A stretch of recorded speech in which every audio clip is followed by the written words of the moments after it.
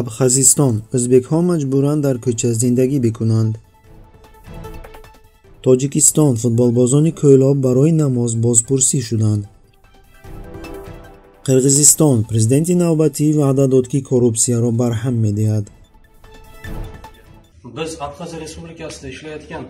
صدها مهاجران ازبک در مرز ابخازستان و روسیه از سبب نبودن امکانیت برگشتن به وطن مجبورند در کوچه ها زندگی میکنند. وزارت کارهای خارجی ازبکستان و سفارت در روسیه به مراجعت شهروندان اعتبار نمیدهند. در این باره سامانه کنعوز با استناد به مهاجران ازبک در ابخازستان خبر داده است. به گفته رینات یوسوپوف از سرخندریا، در حال حاضر تقریباً 2000 شهروند ازبکستان در ابخازستان قرار دارند. آنها برای کار کردن از روسیه به اینجا آمدند. وقتی که مرزها بر اثر پاندمی بسته شدند، شهروندان ازبکستان به بیکار کردن محدودیت‌های کرانتین امید داشته در اینجا ماندند. تقریباً 3 هفته قبل مقامات ازبکستان وعده داده بودند که شهروندان خود را از ابخازستان بیرون خواهند آورد، اما مهاجران مهنتی تا حال در کشور بیگانه باقی میمونند. نمایندگی دیپلماتی ازبکستان در روسیه نیز به مراجعت‌ها واکنش نشان ندادند. ما نمی‌خواهیم که حکومت ما را رایگان ببرد. ما برای پروازهای چارتری مبلغ داریم و ما تنها از ابخازیه به روسیه گذشتن لازم است. خشمگین شده میگوید مهاجران مهنتی از بیعملی مقامات ازبکستان. شهروندان ازبکستان برای بازگشت به وطن باید وارد قلمروی روسیه شوند.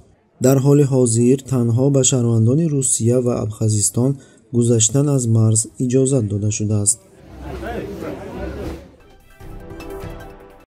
کارمندان ریاست کمیته دولتی امنیت ملی در شهر کویلاب پس از ادای نماز دست جمعانه در اتاق لباس عوض‌کنی ورزشگاه شهر حصار، بازیگران و مربیان دسته فوتبالبازان محلی روشن را بازپرسی کردند و پس از آنها را مجبور کردند که ریش‌هایشان را بتراشند. در این باره پورتال اطلاعاتی اخبار با استناد به مخلص دسته روشن خبر می‌دهد. آنها ادعا دارند که پس از بازپرسی در کمیته دولتی امنیت ملی، بازیگران برای گذاشتن نماز در جای جمعیتی به مبلغ 4000 سومانی جریمه کرده شدند. حتی فریدون رستموف را که در کنفرانس KFA در حصار بود مجبور کردند برای بازپرسی به شهر کویلاب آید. با فوتبالبازان برای خواندن نماز در اتاق لباس عوض‌کنی و برای گذاشتن ریش بسیار سخنهای شدید گفته شد و آنها را مجبور کردند که ریش‌هایشان را بتراشند. می نویسد پورتال. یادداشت میکنیم که 18 اکتبر در صفحه فیسبوکی دسته فوتبالبازی روشن کویلاب عکس نماز دست جمعانه فوتبالبازان در اتاق لباس عوض‌کنی پس از پیروزی در فینال جام تاجیکستان نشر شده بود. عمل شایسته تحسین و تقلید. آفرین. الله همه شما را در پناهش نگاه دارد.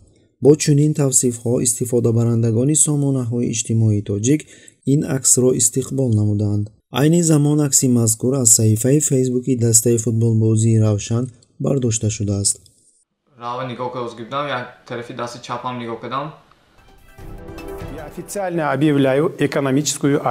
اجرا کننده وظیفه پرزیدنت قرغیزستان صدیر جاپاروف روز 21 اکتبر اعلام داشت که عفو اقتصادی اعلام میکند و به فسادکاران 30 روز مهلت میدهد که تمام مبلغ‌های غارت کرده اشان را به دولت برگردانند.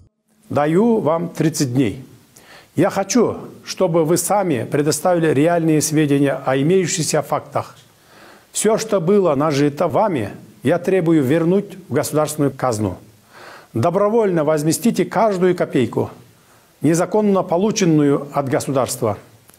Раскройте и представьте сведения о своих скрытых имуществах и капиталах. یادداشت میکنیم که صدیر جاپاروف فعالیت سیاسی خود را سال 2005 آغاز کرده است. در ماه مارت سال 2005 او وکیل مجلس قرغیزستان دعوت 3 انتخاب شد و جانبدار پرزیدنت باقیف بود که سال 2010 برکنار کرده شد. در زد و خوردهای بین قومی در شهر اوش و جلال آباد که کمی پس از سرنگون کردن باقیف به وقوع پیوست، جاپاروف و شریکان او از روی اظهارات خود فعالانه شرکت ورزیدند. آنها کوشش کردند که زد و خوردها را پیشگیری کنند. به گفته مخالفان آنها ملتگرایان قرغیز را دستگیری کردند. дар интихоботҳои моҳи октябри соли 2010 ӯ дубора аз рӯйхати ҳизби Отажурд вакили маҷлиси Жогорку Кенеш интихоб гардид. тирамоҳи соли 2012 пас аз кӯшиши забти коҳи сафед аз ҷониби тазоҳургарон, ӯро бо ҳамроҳи Қамыҷбек Ташиф бо моддаи 295 Кодекси ҷиноятии Ҷумҳурии Қирғизистон ғасби иҷбории ҳокимият ё нигоҳ доштани иҷбории ҳокимият айбдор карданд. моҳи марти соли 2013 додгоҳи ноҳияи Первомайскии шаҳри Бишкек онҳоро айбдор донист ва ба 1 солу 6 моҳи зиндон маҳкум кард. аммо моҳи июни соли 2013 додгоҳи шаҳри Бишкек онҳоро сафед карда дар толори додгоҳ озод кард.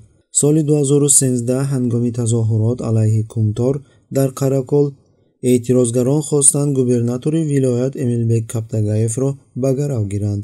дар кори мазкур ҳукумат Садир Ҷапаров ва Кубанучбек Қодировро ҳамчун ташкилкунанда айбдор намуд. пешвоёни эътироз боздошт шуданд, аммо Садир Ҷапаров ки даст доштани худро рад мекард, кишварро тарк кард. соли 2017 ҳангоми кӯшиши бозгашт ба Қирғизистон, ӯ дар марзи Қирғизистон ва Қазоқистон боздошт шуд.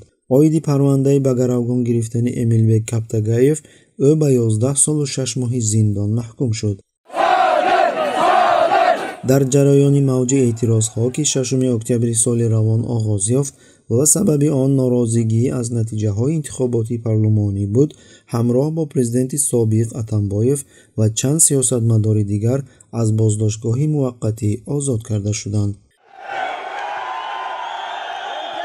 таҳририяти хабарҳо ба рӯзноманигори қирғиз Перизат Қирғизбоева муроҷиат кард, то дар бораи онче ки имрӯз дар Қирғизистон рух медиҳад, шарҳ диҳад.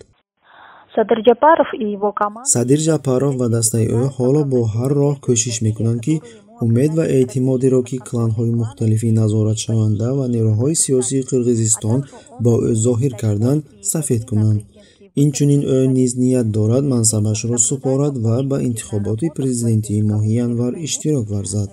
вобаста ба ин дар кишвар кор дар соҳаи мубориза бо коррупсия хеле фаъол гардидааст.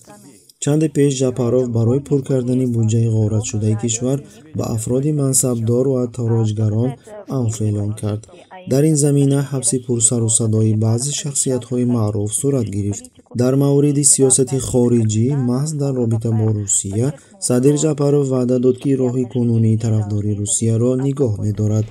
чанде қабл роҳбари вазорати корҳои хориҷии Қирғизистон Руслан Казакбаев таъкид кард ки муносибатҳои стратегӣ ба ягон вазъи сиёсии Қирғизистон ё аз баргузоршавии чорабиниҳои сиёсӣ дар Қирғизистон ва ё Русия набояд вобаста бошанд. ва нахустин сафари хориҷии иҷрокунандаи вазифаи президент ва сарвазири Ҷумҳурии Қирғизистон Садир Ҷапаров ба Москва хоҳад шуд. бинобар ин ҳеҷ асосе барои гуфтани вазъ дар кишвар дар сиёсати хориҷӣ тағйир ёфтааст намемонад. 1850-жылдар болсо керек, ошондон бери карай биз Россия менен биргелешип биздин иштеп келатат.